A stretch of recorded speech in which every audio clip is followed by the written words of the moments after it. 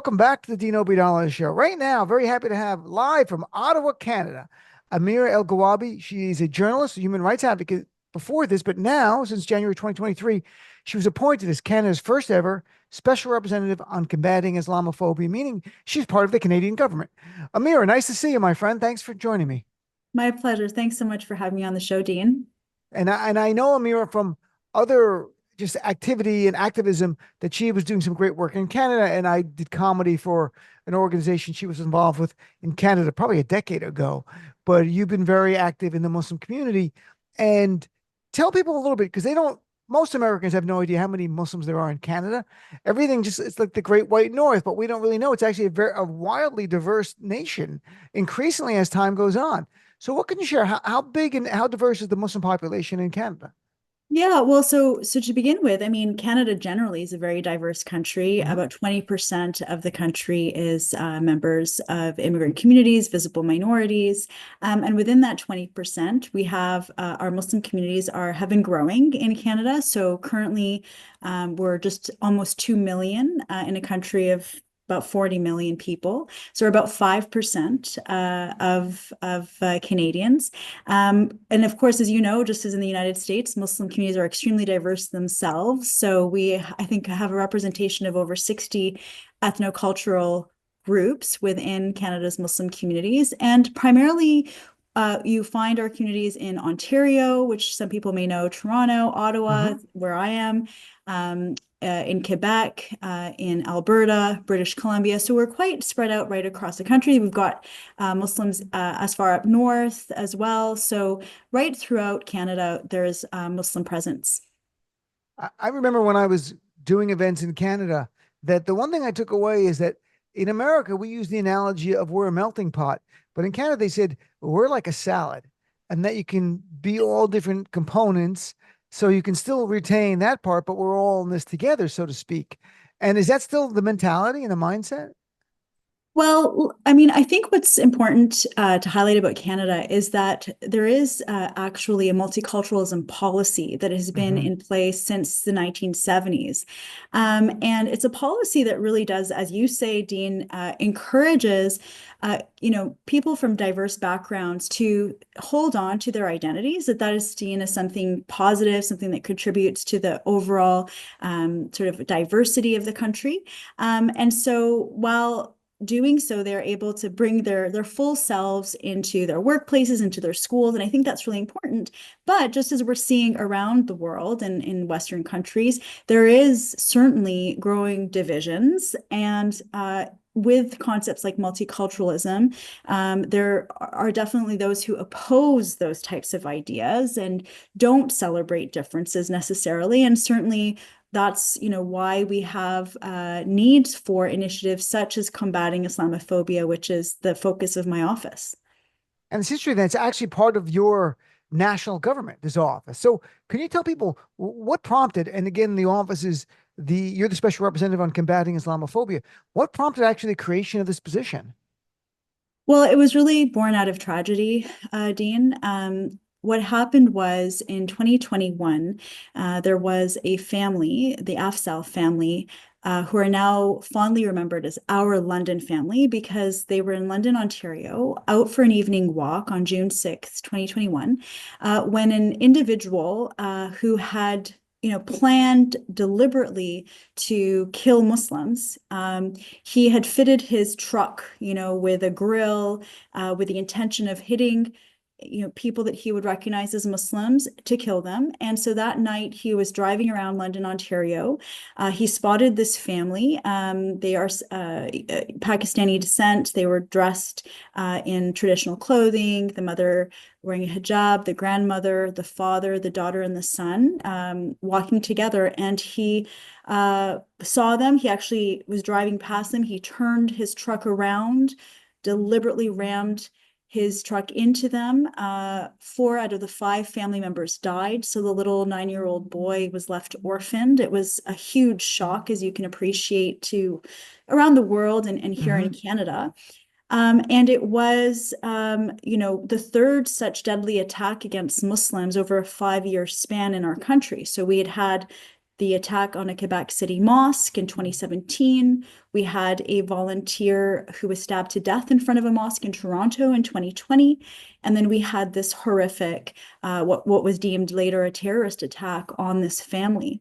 And so, as you can appreciate, Canadian Muslim communities, really sent out an SOS to the federal government, who convened an Islamophobia summit at the federal level.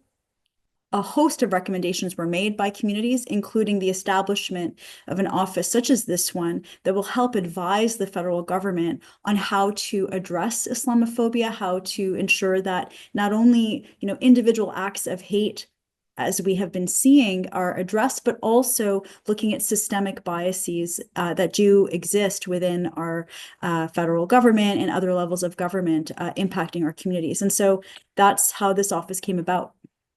Yeah, it's very interesting. I mean, in the US, we don't really have that specific position as part of the federal government.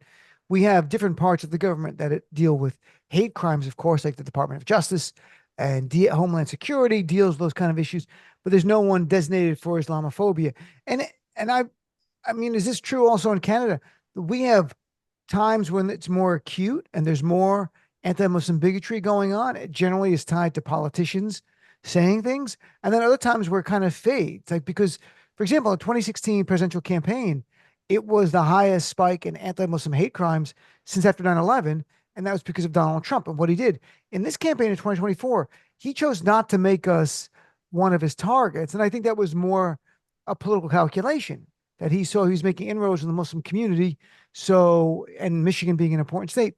And I think it was just a political decision. I don't know if he likes us or not. I have no clue. In Canada, is it driven by certain voices in the media and by certain right-wing politicians? Well, what we've come to learn from looking at the attacks, say in Quebec City or London, Ontario, that certainly the presence of far right narratives and discourse, whether it's by politicians, media figures, etc., that all of that certainly does lead to Islamophobic narratives. Just as we see a variety of anti-women, anti-Asian, anti-Black, the list goes on, anti-LGBTQ, there's these toxic narratives in our public discourse. And absolutely, we've seen that they do tend to influence hate crimes, hate incidents, acts of terror. And so we have active groups in this country that are fomenting hate. The far right groups are an issue, growing far right extremism. We just had a report come out from our federal policing agency working with other countries saying that youth violent extremism has become more and more of a consideration and a concern. We see the data showing us that hate crimes perpetrated by young people make up about a quarter of all hate crimes that are being perpetrated. So we see that there is this rising extremism, very much fueled by what's going on online. And so absolutely, there's a lot of influence happening. As one of my friends in the Jewish community often says to me, is that he remembers standing up to neo-Nazis in his neighborhood, and they'd be out there with their hand pamphlets, handing them out. Whereas now, as the echo chambers online have become absolutely uncontrollable, and they can set individuals off to commit hate crimes, but also the stereotypes about Muslims also can permeate into policy decisions that can impact us on systemic levels. And some people listening might not know this, in Canada, you get all the American channels. You get all our big channels. When American politicians were ginning up hate of Muslims, did that have an impact in Canada as well? Because it was on national television and, of course, social media? So what we saw, for example, you mentioned, 2014, 2015, when there was a lot of negative discourse about a variety of minority communities in the United States. There was some studies that looked at what was going on in Canada as well. And similarly, we did see rises in anti-Muslim, again, anti-LGBTQ, and misogynistic narratives. So there certainly is an influence. We saw a rise, according to one firm called Cision, of a 600% increase in the types of hateful rhetoric online. And within Canada, there have been studies that showed, at least a couple of years ago, 6,600 online pages and chat rooms and activities by Canadians related to hate and promoting hateful narratives. And so, sadly, Canadians are engaged in this type of dangerous rhetoric. And how we address that is really crucial. Right now, before Parliament, there is legislation related to online harms, including hate, that's being looked at. And so, there's a lot of hope that that will help address, the algorithms that kind of pull people deeper and deeper into these harmful rabbit holes. Well, I'm certainly I was reading about that, and I'll certainly keep an eye on it, because as these big companies get impacted by Canada, it might be something that could be helpful to us, or it could just impact us, because they might say, well, we're going to make a universal decision to do these kind of things. I'm chatting with Amira Elghawaby, the Canada's first ever special representative on combating Islamophobia. So you took this position in 2023. So is Islamophobia solved? Are you done with it? Have you finished? So Oh, how's it been Dean. like since then? Like, has it gone up or down? Has it been the same? What can you share? And what is your work? Like, can you share about your day-to-day work? Yeah.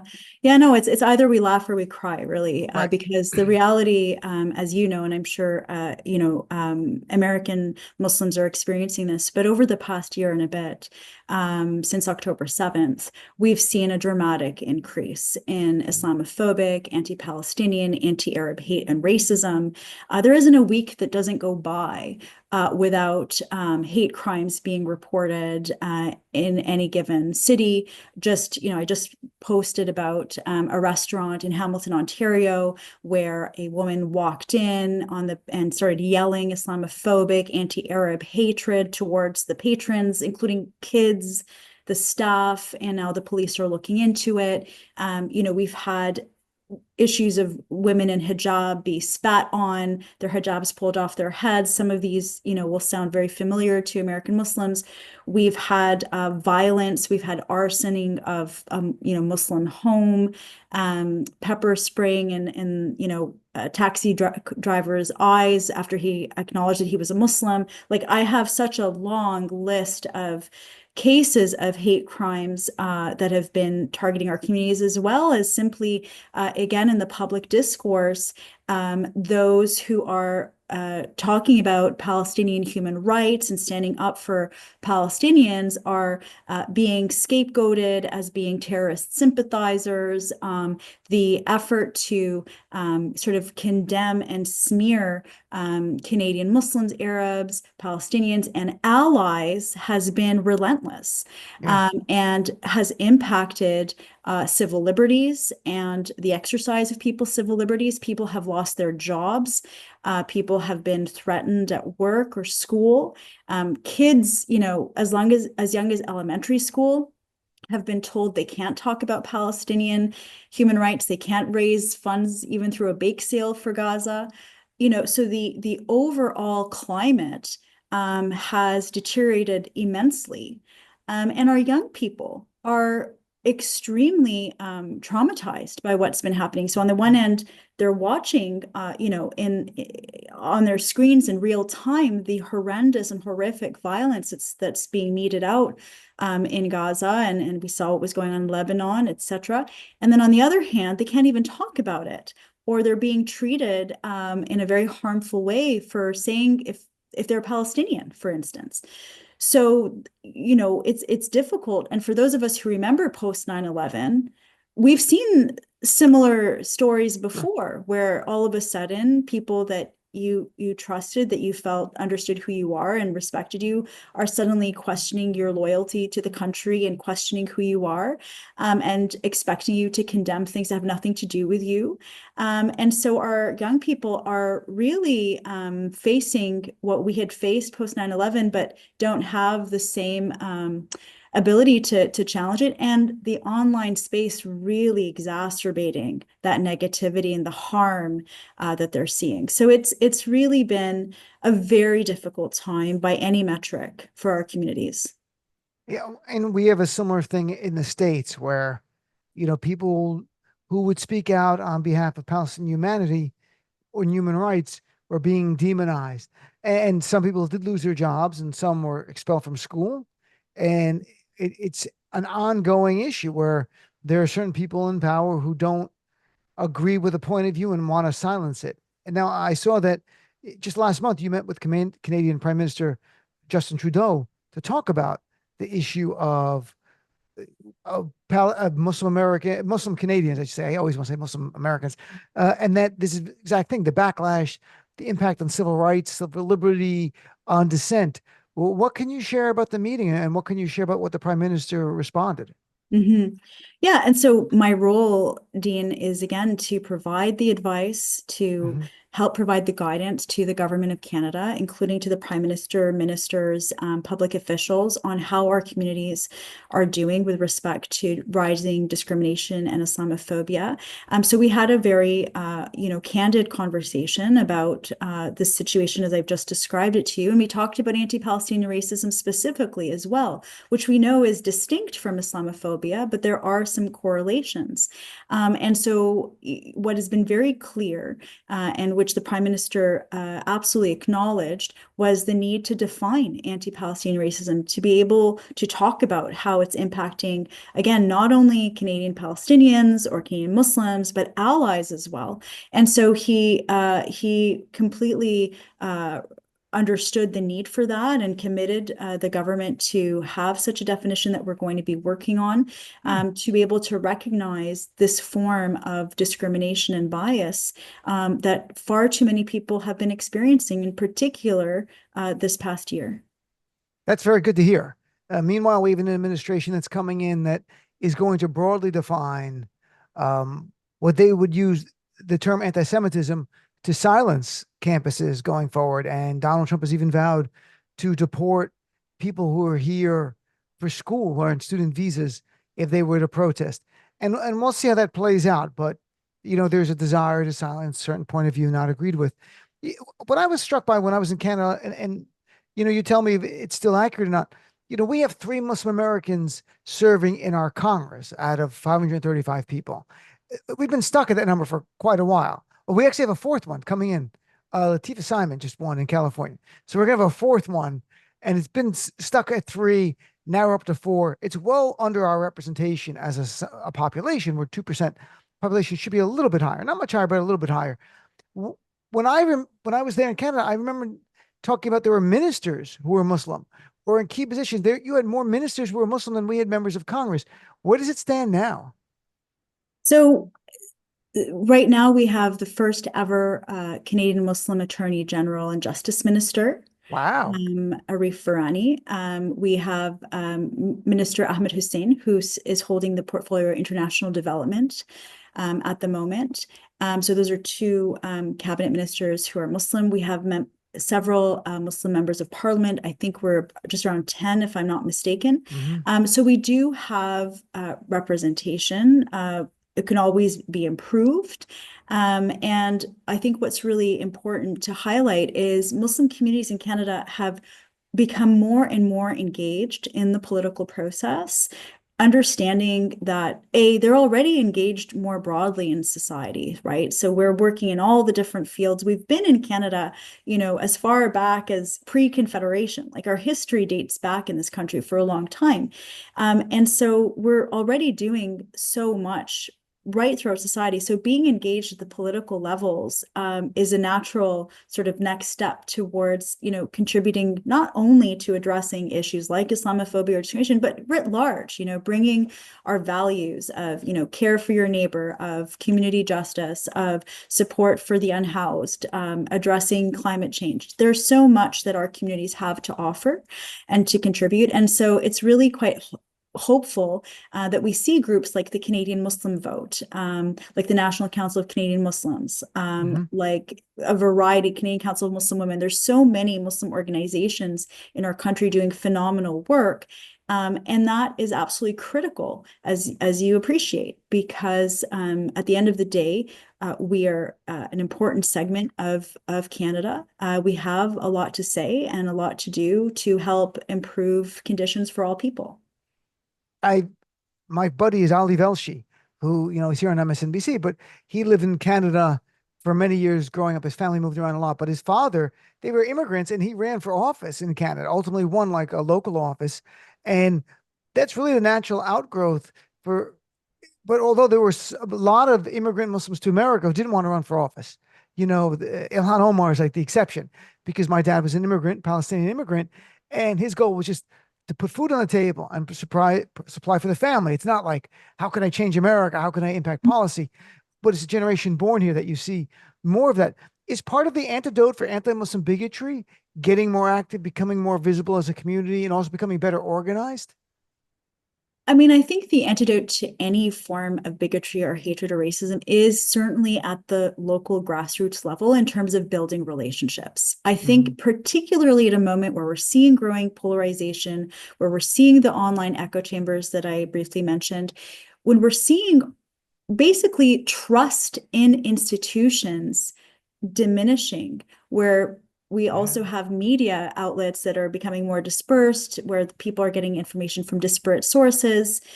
At the end of the day, then it's really the relationships we build, whether it's at the local ice rink when our kids are playing hockey, whether it's, helping out at a food bank, whether it's, at the parent council meeting. Those are the deep relationships that we can make with one another to help sort of keep that glue or start to put together glue for our community cohesion. Because absolutely, people will judge one another based on what they think they know.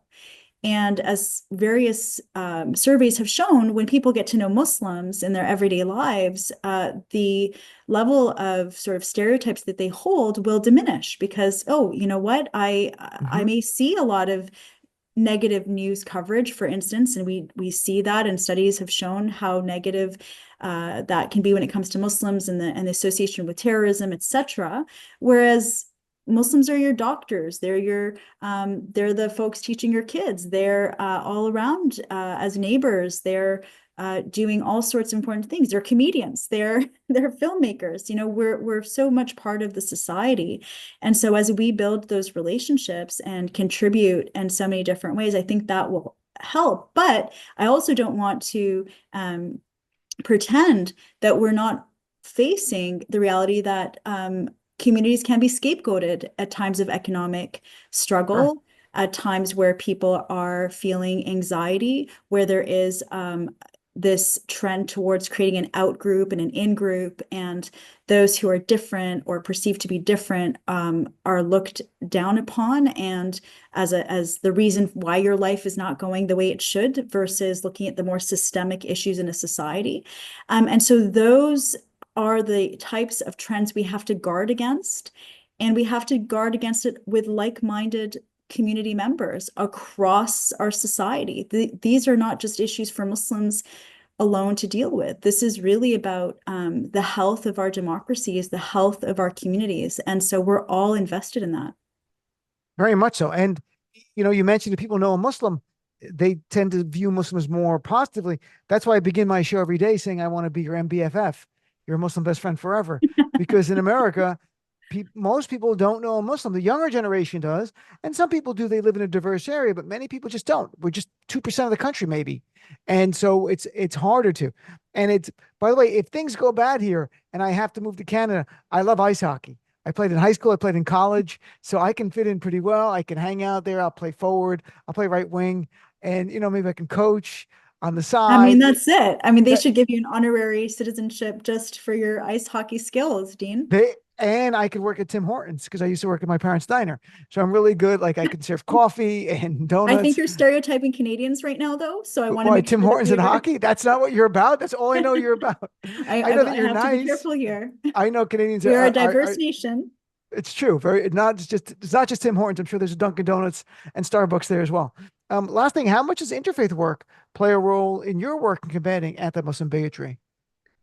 Well, it goes right back to the point, Dean, that we were just talking about. The idea that Canadians of all faiths and backgrounds, newcomers and immigrants, that all of us at the core all want the same things, is that we want to live lives of safety, of dignity for our families, for our communities. And so across faith communities, as those of us in these communities recognize there's so much more that we have in common, that we have that Right. is different, and that in fact faith communities, have all sorts of initiatives that they already do together. So here in Ottawa, for instance, there's the multi-faith housing initiative, where you have groups of community members from different faiths who are building housing for those who are struggling to afford proper housing. So they've come together around that shared goal. We have other initiatives where you have, again, multi-faith groups coming together to support refugees and newcomers.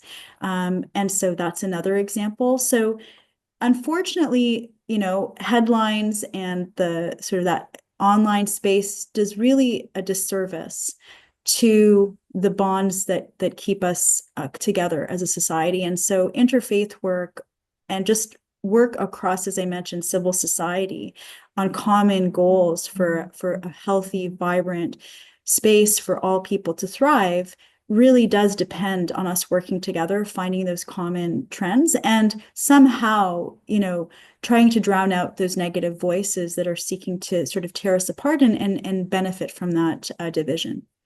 Certainly. And look, we all like Schitt's Creek, right? The TV show, another Yeah. Canadian show that transcends everything. And I think interfaith work in America is certainly vitally important, something I've been involved in a long time. If you're a minority faith, you're a minority faith. We have so much more in common. And there are certain things that divide us, but they're not our faith, not the tenets of our faith or who we are. It's generally things that are political issues beyond our community. And that's the struggling part. But Amira, it was great chatting with you about your work as special representative, and I wish you the best in your work. And last thing, are you optimistic in Canada? How do you feel? And do you have? Yeah, it's just the challenge continues. I know I can see from your body language, but is it going in the right direction, or is it going in a more challenging direction right now?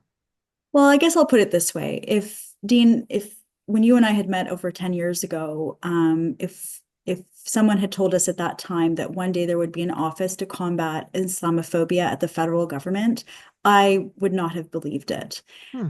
And so I definitely do think that there has been some positive steps, but that's at a great cost.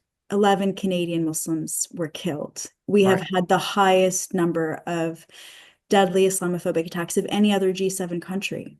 Wow. And so, on the one hand, I have hope that at least we're trying to address this phenomenon, but I wish it didn't have to come to that point where we saw that amount of tragedy and heartbreak in our communities. So it's a bittersweet view of the future. On the one hand, I know that Canadians at their core are really good people who care about social justice and human rights and dignity and all of those good things. I think all humans at their core believe that. Mhm. But it's really important that we don't take for granted these values, and we recognize that we actually have to do work together to stand up for those values because they are under threat at the times that we're living in. Certainly. And I couldn't agree with you more. And depending how things go, we might be building an underground railroad to Canada for us and a lot of others from our community and others to flee. But I'm hoping we don't get to that. The we have our own battles here in America. Amira, so nice chatting with you. Thank you for making time. Keep up the great work there. And I hope to chat with you in the future about other developments going on. We have a lot of Canadian listeners because the show also airs in Canada, and we'll continue chatting as time goes on. Thanks so much for having me on your show, Dean, and you also keep up the great work to share our stories. Thanks Thank a you. lot.